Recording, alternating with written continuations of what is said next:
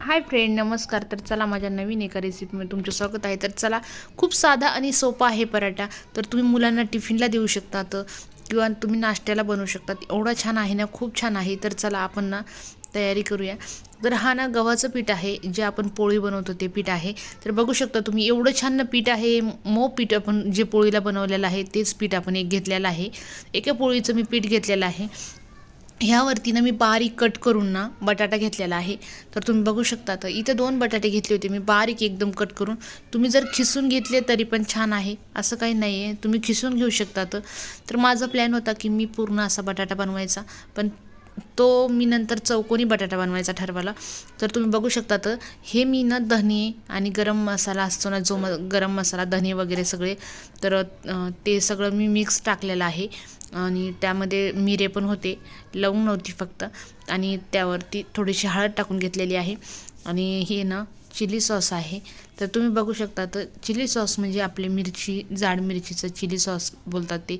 मीठ टाकून घेतलेलं आहे चवीनुसार, कारण मी ह्यामध्ये मीठ टाकलेलं नव्हतं कशातच। आणि 1 चम्मच ना तेल टाकून घ्यायचं, एवढं छान लागतं ना, खूप छान लागतं। आणि ह्यावरती कोथिंबीर नव्हती माझ्याकडे, तर तुम्ही कोथिंबीर यावर ॲड करू शकता। तर कोथिंबीर नसल्यामुळं ना, तर कोथिंबीर मी खूप बघितली होती, पण कोथिंबीर भेटलीच नव्हती, म्हणून मी ती बिगर कोथिंबीरचं बनवलं होतं। एवढं छान होतं ना, हे खूप छान होतं। ज्याला कोथिंबीर नसेल आवडत ते नका टाकू, असं काही नाही आहे। पण एवढं छान बनतं ना, खूप छान बनतं। तर मी हे नेहमी बनवत असते मुलांना टिफिनला वगैरे, खूप आवडतं आमच्या घरी टिफिनला वगैरे मुलांना। आणि खूप आवडीनं खातात हे मुलं, आणि काहीतरी नवीन खाल्ल्यासारखं पण वाटतं आणि झटपट होतं पण। तर बघू शकता तुम्ही, 10 मिनटामध्ये, 10 मिनटाच्या आत मी करून खाऊ घातलं बघा एवढं छान मुलांसाठी।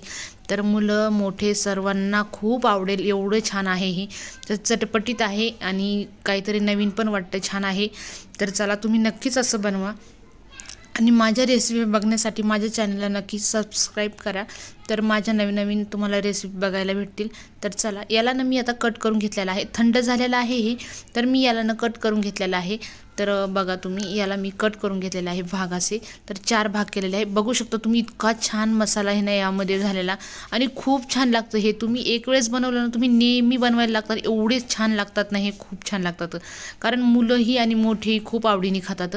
यासोबत तुम्ही दही खाऊ शकता, असं काही नाही आहे। दही तुम्ही, माझ्याकडे दही नव्हतं आणलेलं मी, कारण आमच्याकडे दह्यापेक्षा हे जास्त आवडतं, आणि मोठ्यांना आम्हाला दही आवडतं। तर दही नसल्यामुळं, दुकान उघडी नसल्यामुळं मी दही नाही आणू शकले। तर बघा तुम्ही, एवढं छान झालेलं आहे ना हे, खूप छान झालेलं आहे। आणि उन्हाळ्यामध्ये दह्यासोबत, चटणीसोबत, सॉससोबत तुम्ही हे नक्कीच खा। तर चला, आमच्या चॅनलला लाईक करा, सबस्क्राईब करा। आणि आता यावरती आपण सॉस टाकून घेणार आहे। आणि ही ना आलू भुजिया सेव आहे, तर ही मी शेव टाकलेली आहे। आणि हे बघा सॉस टाकलेला आहे। आणि तुम्ही ना मोठं पॅकेट असलं तर घेऊ शकता। तर मी छोटे छोटे 2 पॅकेट आणलेले होते याचे सॉसचे, तर ते मी टाकलेलं आहे सॉस यावरती। आणि खूप छान लागतं। मुलं ना, जे नाही, आता उन्हाळा दिवस आहे तर मुलं जेवत नाही आहे लवकर, आणि कसं आहे, आपल्यासारख्यांना पण खावाशी वाटत नाही आता भाजीपोळी। तर तुम्ही ना ह्यासाठी असं नवीन नवीन काही काही बनवून खाऊ शकतात। चला, आमचा रेसिपी बघितल्याबद्दल खूप मोठा धन्यवाद। तर नवीन भेटूया परत एका